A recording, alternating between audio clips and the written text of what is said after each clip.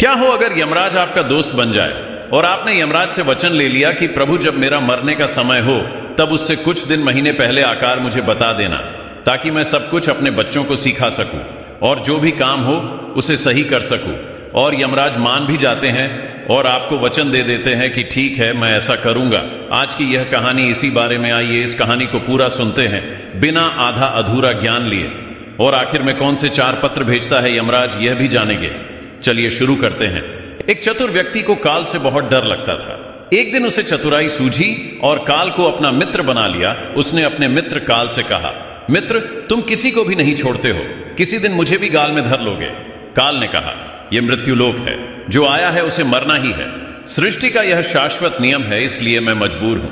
पर तुम मित्र हो, इसलिए मैं जितनी रियायत कर सकता हूं करूंगा ही। मुझसे क्या आशा रखते हो, साफ साफ कहो।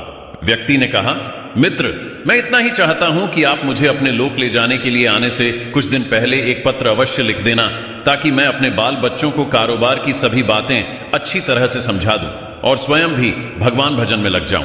काल ने प्रेम से कहा, यह कौन सी बड़ी बात है, मैं एक नहीं आपको 4 पत्र भेज दूंगा। चिंता मत करो, 4 पत्रों के बीच समय भी अच्छा खासा दूंगा, ताकि तुम सचेत होकर काम निपटा लो। मनुष्य बड़ा प्रसन्न हुआ, सोचने लगा कि आज से मेरे मन से काल का भय भी निकल गया। मैं जाने से पूर्व अपने सभी कार्य पूर्ण करके जाऊंगा, तो देवता भी मेरा स्वागत करेंगे। दिन बीतते गए, आखिर मृत्यु की घड़ी आ पहुंची। काल अपने दूतों सहित उसके समीप आकर बोला, मित्र, अब समय पूरा हुआ, मेरे साथ चलिए। मैं सत्यता और दृढ़ता पूर्वक अपने स्वामी की आज्ञा का पालन करते हुए एक क्षण भी तुम्हें और यहां नहीं छोड़ूंगा। मनुष्य के माथे पर बल पड़ गए, भ्रिकुटी तन गई और कहने लगा, धिक्कार है तुम्हारे जैसे मित्रों पर। मेरे साथ विश्वासघात करते हुए तुम्हें लज्जा नहीं आती? तुमने मुझे वचन दिया था कि लेने आने से पहले पत्र लिखूंगा। मुझे बड़ा दुख है कि तुम बिना किसी सूचना के अचानक दूतों सहित मेरे ऊपर चढ़ आए। मित्रता तो दूर रही, तुमने अपने वचनों को भी नहीं निभाया। काल हंसा और बोला, मित्र, इतना झूठ तो ना बोलो, मेरे सामने ही मुझे झूठा सिद्ध कर रहे हो। मैंने आपको एक नहीं 4 पत्र भेजे, आपने एक भी उत्तर नहीं दिया। मनुष्य ने चौंक कर पूछा, कौन से पत्र, कोई प्रमाण है?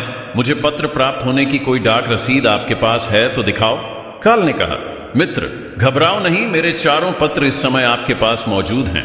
मेरा पहला पत्र आपके सिर पर चढ़कर बोला, आपके काले सुंदर बालों को पकड़कर उन्हें सफेद कर दिया और यह भी कहा कि सावधान हो जाओ, जो करना है कर डालो।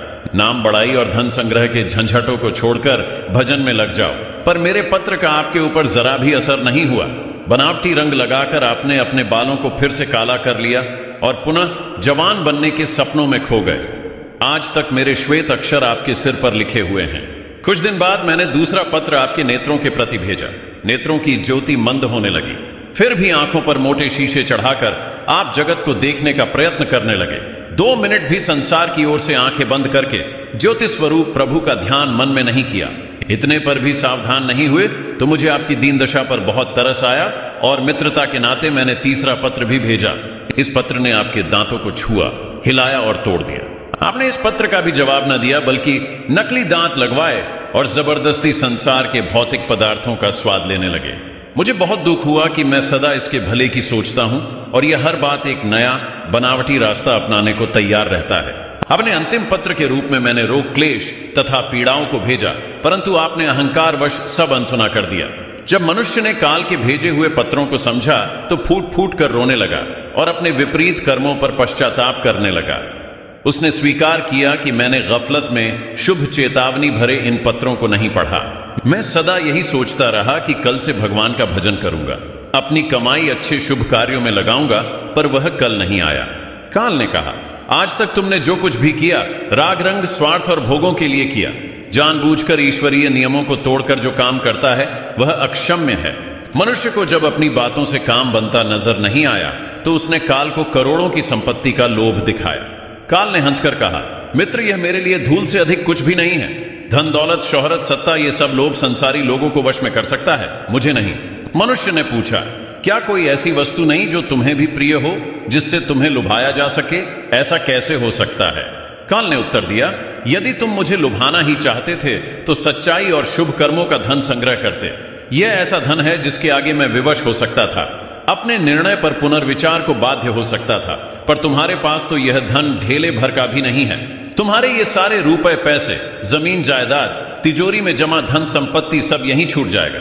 मेरे साथ तुम भी उसी प्रकार निरुस्त्र जाओगे जैसे कोई भिखारी की आत्मा जाती है। काल ने जब मनुष्य की एक भी बात नहीं सुनी तो वह हाय हाय करके रोने लगा। सभी संबंधियों को पुकारा, परंतु काल ने उसके प्राण पकड़ लिए और चल पड़ा अपने गंतव्य की ओर। काल ने कितनी बड़ी बात कही। एक ही सत्य है जो अटल है, वह है कि हम एक दिन मरेंगे जरूर। हम जीवन में कितनी दौलत जमा करेंगे, कितनी शोहरत पाएंगे, कैसी संतान होगी, यह सब अनिश्चित होता है, समय के गर्भ में छुपा होता है। परंतु हम मरेंगे एक दिन, बस यही एक ही बात जन्म के साथ ही तय हो जाती है। ध्रुव सत्य है मृत्यु। काल कभी भी दस्तक दे सकता है, प्रतिदिन उसकी तैयारी करनी होगी। समय के साथ उम्र की निशानियों को देखकर तो कम से कम हमें प्रभु की याद में रहने का अभ्यास करना चाहिए। और अभी तो कलयुग का अंतिम समय है, इसमें तो हर एक को, चाहे छोटा हो या बड़ा, सबको प्रभु की याद में रहकर ही कर्म करने हैं। तो मित्रों, आपको यह कथा कैसी लगी कमेंट बॉक्स में जरूर बटन। ऐसे ही जानकारी के लिए प्रकाशित जिंदगी चैनल को सब्सक्राइब जरूर करना। हर